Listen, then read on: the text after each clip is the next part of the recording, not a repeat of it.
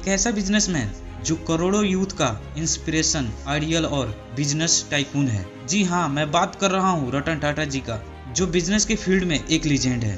दुनिया में ऐसा कोई व्यक्ति नहीं है जो रतन टाटा को पसंद ना करता हो। तो चलो जानते हैं रतन टाटा के ऐसी अनटोल्ड स्टोरी के बारे में जो तुम्हें ऑलवेज इंस्पायर करेगी।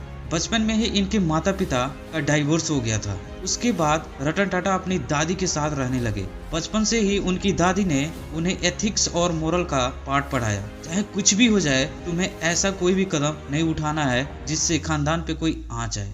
रतन टाटा आज तक इस बात को फॉलो करते हुए आए हैं। हाई स्कूल की पढ़ाई खत्म करते ही रतन टाटा ने अपने हायर एजुकेशन के लिए अमेरिका के कार्नोल यूनिवर्सिटी में एडमिशन लिया। ग्रेजुएशन कंप्लीट करने के बाद उनको IBM से जॉब ऑफर हुआ। IBM उस वक्त दुनिया की सबसे बड़ी कंपनियों में से एक थी। कुछ महीनों के लिए रतन टाटा ने IBM कंपनी में नौकरी भी की। उनकी दादी की तबीयत खराब हो गई थी, उसके चलते उन्हें इंडिया वापस लौटना पड़ा। इंडिया वापस आते ही रतन टाटा ने टाटा स्टील में काम करने लगे। यहाँ काम करने में उनका दिल नहीं लगा। यह बात उन्होंने JRD टाटा से कही तो उन्होंने नेल्को कंपनी को संभालने के लिए रतन टाटा को दे दिया। नेल्को कंपनी इलेक्ट्रॉनिक सेक्टर में काम करती थी। वह उस वक्त बहुत लॉस में चल रही थी। रतन टाटा ने नेल्को कंपनी को टेक ओवर करने के बाद कंपनी में हो रही गलती को ढूंढने के लिए रतन टाटा ने कंपनी का एनालाइज करना शुरू कर दिया। एनालाइज के बाद ग्राउंड लेवल से लेकर टॉप लेवल तक उन्होंने बदलाव लाया।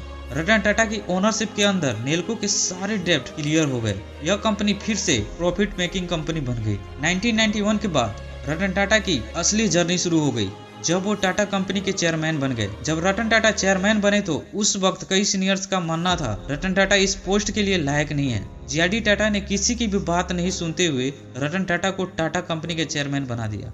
इसके बाद रतन टाटा की लीडरशिप की यात्रा शुरू हुई। रतन टाटा पहले से ही विजनरी इंसान थे। अब तो उनको ऐसा मौका मिल गया था अपने विजन को इम्प्लीमेंट करने का। अपने विजन और अपनी मेहनत की दम पे रतन टाटा ने टाटा की सारी कंपनियों को प्रॉफिट मेकिंग कंपनी बनाया। रतन टाटा विजनरी इंसान के साथ साथ एक मास्टर कम्युनिकेटर भी थे। वे अपनी आइडियाज और विजन को सही तरीकों से दूसरों के सामने रख पाते थे। रतन टाटा की सबसे बड़ी खूबियों में से एक खूबी यह थी, उनके साथ जो भी काम कर रहा हो वो उनको देखकर इंस्पायर हो जाता था, जिससे दूसरों के अंदर सेंस ऑफ कैपेबिलिटी पैदा हो जाती थी। मैं यह काम आसानी से कर सकता हूँ। यह एक ग्रेट लीडर की निशानी होती है। 1998 में रतन टाटा ने कोड ऑफ कंडक्ट को इंट्रोड्यूस किया, जिसके मुताबिक हर टाटा एम्प्लॉय को सेम रिस्पेक्ट मिलेगी। बहुत सारे एम्प्लॉय ने कोड ऑफ कंडक्ट को साइन करने से मना कर दिया। रतन टाटा हार नहीं मानकर सभी से इस कोड ऑफ कंडक्ट को साइन करवा ही दिया। अब जो मैं किस्सा आपको बताने वाला हूँ, शायद आपने कहीं पर सुना या पढ़ा होगा। साल 2000 में रतन टाटा का ऑटोमोबाइल सेक्टर बहुत लॉस में चल रहा था। रतन टाटा यह डिसीजन लिया कि वो टाटा मोटर्स को फोर्ड कंपनी को बेच देंगे। वो अपनी टीम के साथ फोर्ड से मिलने के लिए चले गए। फोर्ड से मिलने के बाद उसका बर्ताव रतन टाटा जी को पसंद नहीं आया। फोर्ड ने रतन टाटा से कहा कि हम आपसे ये कंपनी खरीद कर आप पे एहसान कर रहे हैं। रतन टाटा को यह बात बहुत चुभ गई। उसी रात रतन टाटा ने अपनी टीम के साथ इंडिया लौट आए और यह डिसाइड किया कि वो अब अपनी ये कंपनी नहीं बेचेंगे बल्कि इसे ग्रो करेंगे। उसके बाद उन्होंने अपनी सारी ताकत को टाटा मोटर्स कंपनी में लगाया। इसके चलते कुछ ही सालों में टाटा मोटर्स एक प्रॉफिटेबल कंपनी बन गई। ठीक 8 साल बाद फोर्ड कंपनी बहुत लॉस में जा रही थी, क्योंकि उनकी कार कंपनी जगुआर और रेंज रोवर काफी लॉस में जा रही थी। उसी वक्त रतन टाटा ने उन दोनों कंपनी को $2.3 बिलियन में खरीद लिया। इन लॉस में गई कंपनी को फिर से प्रॉफिट भी बनाया।